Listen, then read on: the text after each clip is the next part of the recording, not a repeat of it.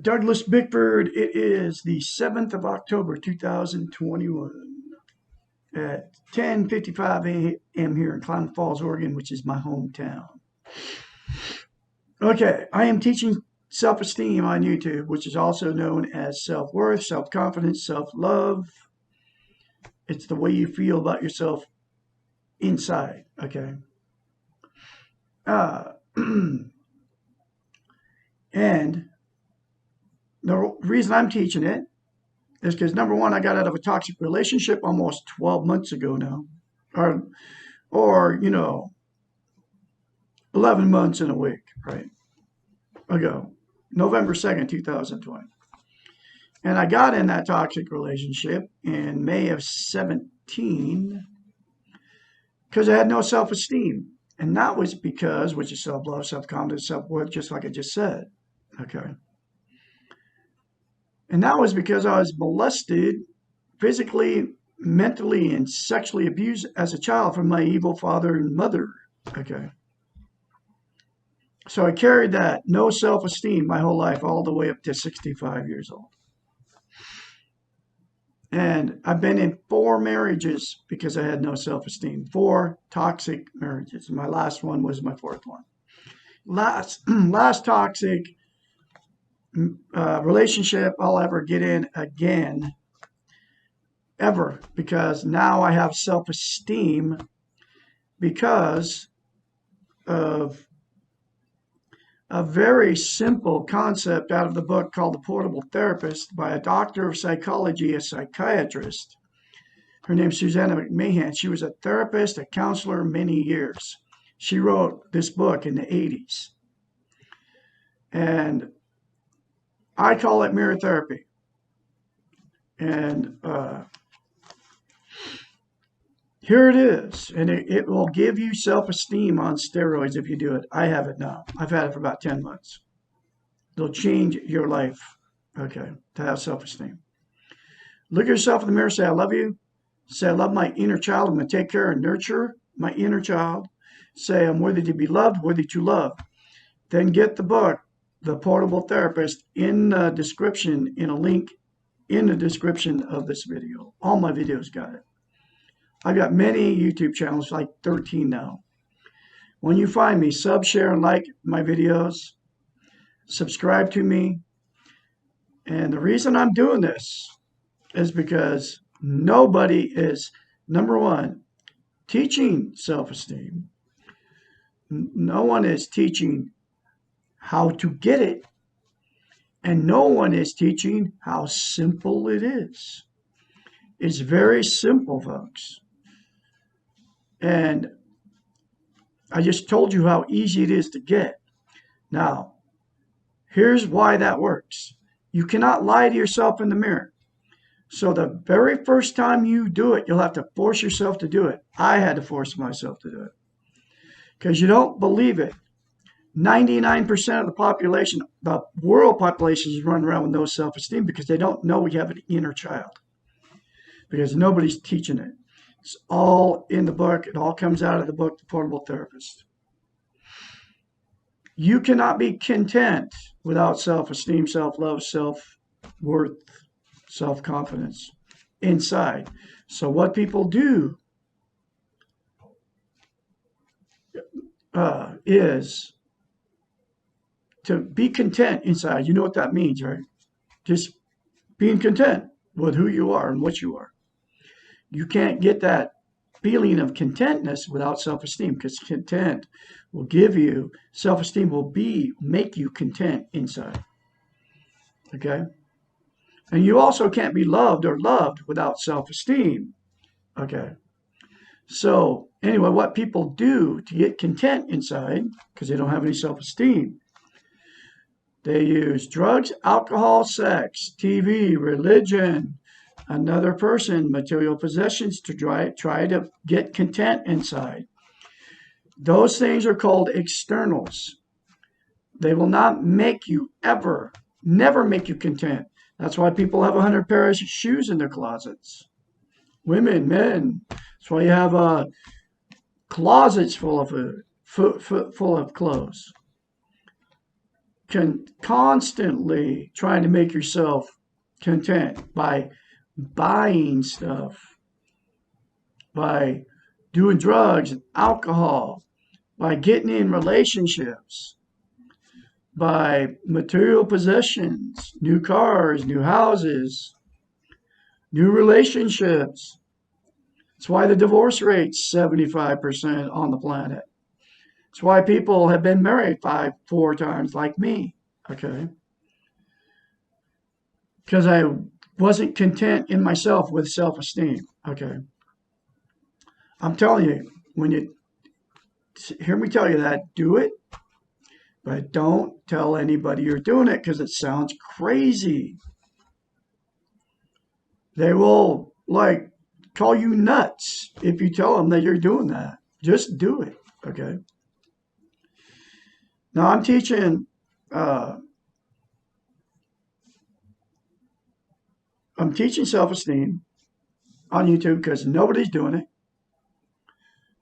Nobody knows we have an inner child, and nobody even knows how to do it. Okay, nobody tells you how to do it. So that's why I'm here. Self-esteem is the absolute most important thing you can have as a human being. You can't love or love without it. You can't be you can be in relationships all the time, but they'll always turn out. If you don't love yourself, you'll get hooked up with somebody who doesn't love themselves, so you'll turn toxic to each other. Exactly what happened to me in my 4th marriage. These people that don't love themselves and no self-esteem, they will harm you, they will harm your animals, they'll harm your children. Guaranteed. I had the one I left. The reason I left is because she had killed 2 of my cats already, and she was threatening to kill a 3rd one. Okay. So I took my cats and I ran. I endured that relationship, being abused by her and her family for 3.5 years.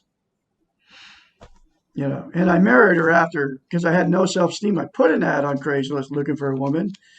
And because I had no self-esteem, I married this woman after 3 weeks without even knowing who she even was. That's what we get ourselves into if we have no self-esteem. And you out there are in the same thing. If you're in a toxic relationship right now, say those things to yourself in the mirror. Do not tell a maniac you're doing it. Get the book, The Portable Therapist. Start reading it. I'm going through this book a chapter at a time. It's my 3rd time going through the book. Start reading it. Reread this book.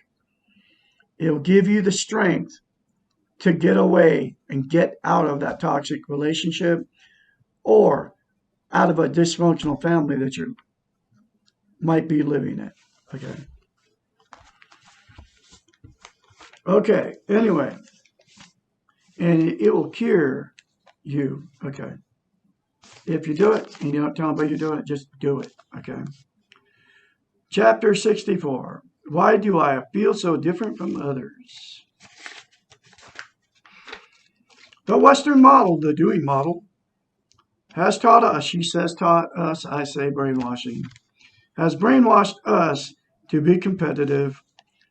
Our parenting and training, brainwashing, have brainwashed us to stress the differences between ourselves and others. We have learned to look at the roles, the facades, the status, money, clothes, education, all the outer trappings of others versus ourselves, and to feel either inferior or superior. You all know what I'm talking about. You look at somebody with money and clothes, good job, you think they're better than you are. When we use this model, or just the opposite, you have all the money, the clothes, and a good job, you think you're better than people. Okay. When we use this model as our model for living, we perceive everyone else with judging eyes. And judging eyes only attend to the differences between ourselves and others. When we have perceived the world this way for a long time, We lose sight of the similarities between ourselves and others, and we cannot see the common ground that we share. Focusing on our differences rather than our similarities is a sure way of losing our sense of belongingness. And without belongingness, we are truly lost and alone and miserable. It is a great paradox that what others like about us and what they relate with is not our individual uniqueness, our differences from others, but our similarities with them. As humans, we share feelings and responses and the ability to understand and empathize with others. Our closeness comes from this shared awareness. We may not act in the same way to the same stimulus as someone else, but we do recognize the similarity of the feeling.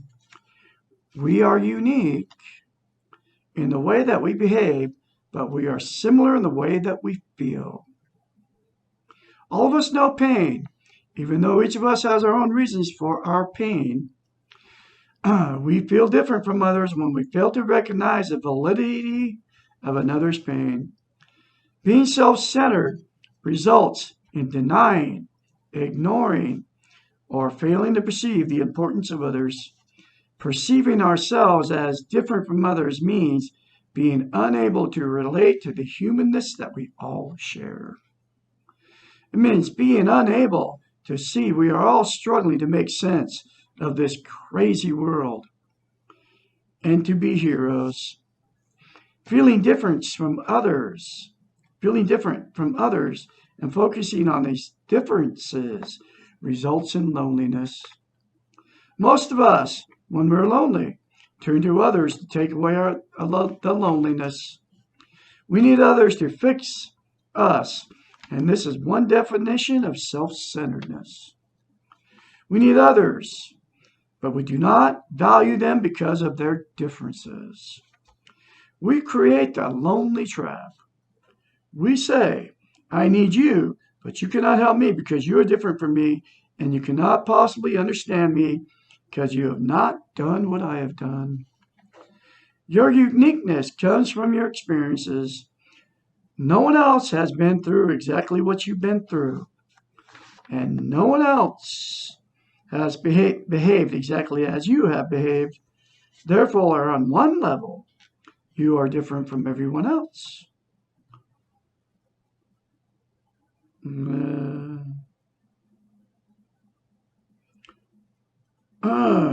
But on another level, a higher level, you share your vulnerability and your feelings with others, and this is what similar means, sharing your humanness. Group therapy is very powerful because it allows us to quickly see and share our similarities. What makes us feel may be different, but the fact that we feel can be shared. We cannot share the exact experience, but we can share the feelings that are generated. For example, no one else has my spouse, but everyone can share my anger at my spouse because everyone is similar in their feelings of the anger toward a family member. No one else made the exact mistakes I have made today, but everyone can share the feeling of making mistakes. We can share our discouragements and our needs for encouragement. We can share our frustrations and our struggles to be the best we can be. We are similar in our goodness and in our need to do the best we can. We are similar in that we are all handicapped in our abilities to make sense of the world. We are similar in that we care. We want to do good, and we do not always know how to do this. We are similar in our frustrations, in our confusion, and our struggles. Recognize these similarities creates belongingness, which helps us in the process of self-esteem. And the three things saying that to yourself in the mirror will give you self-esteem on steroids, folks. Guaranteed. Belongingness recognizing our similarities, wanting to have relationships with others, are the reasons for developing social interest. This concept will be explained in the following section of this book. And that's the next chapter, but I'm going to get to it right now. What is social interest? This is chapter 65. Social interest is a concept developed by Alfred Adler, which basically means the ways in which we relate with others. It follows after self-esteem, which is our relationship with ourselves. Social interest flows from self-esteem in a natural manner because it is a human need to relate with others and to have relationships. This section of the book deliberately follows the previous sections which deal with developing self-esteem. This order is necessary because it is critical first to learn self-esteem and then focus on relationship issues. That's why you can't be loved or love without self-esteem. And that's exactly what she's saying here. The Western model does not teach us to love ourselves first. And I'm talking brainwashing here. Brainwashed us. But jumps right into loving others. And this is where all the problems come from. Because we're being taught by the televisions, by Facebook, by YouTube, by all the social media outlets that you have to love somebody else before you love yourselves. Okay. In fact, they're saying it's a bad thing to love yourself. We cannot love someone else if we do not know how to love ourselves. This is very important stuff.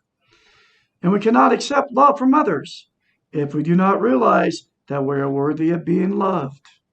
That's exactly why I've been in 4 marriages. That's why you've been in many relationships that turns toxic to each other, because you don't love yourself. And we cannot accept love from others if we do not realize that we are worthy of being loved.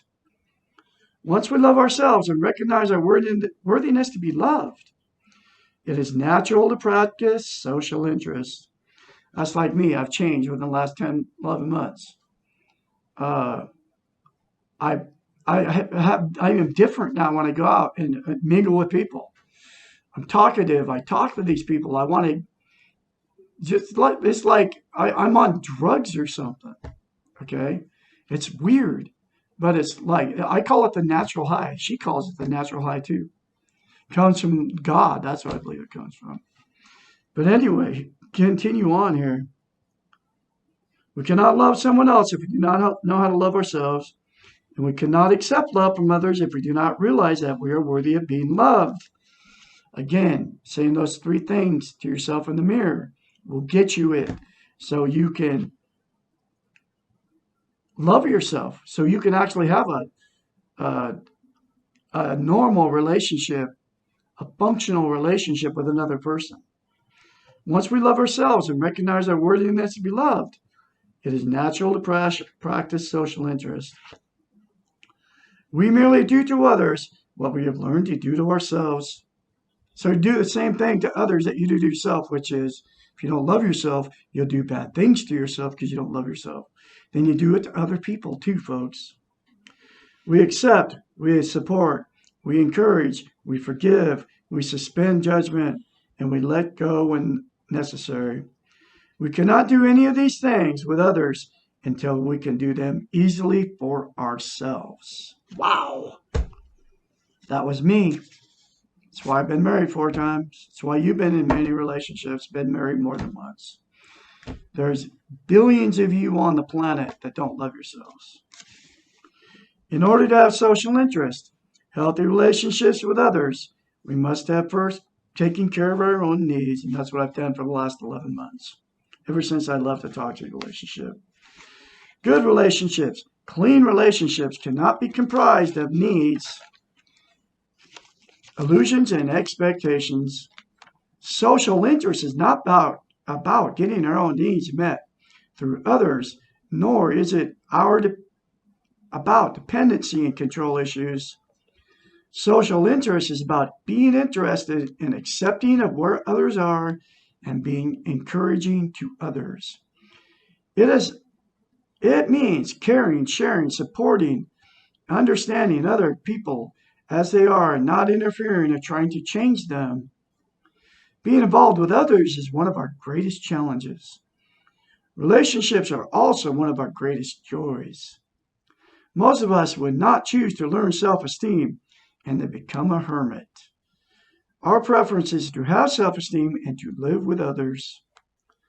Man, this stuff, whew, is so powerful.